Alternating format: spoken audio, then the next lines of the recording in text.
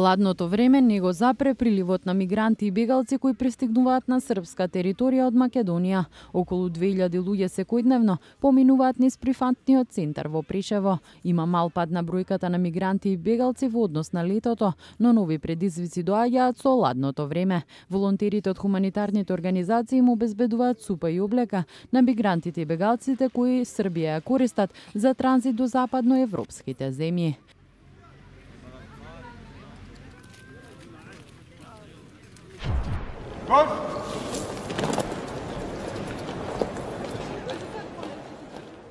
Во Париз денеска се одржа комеморација во чест на жртвите од терористичките напади на 13 ноември, во кои загинаа 130 луѓе.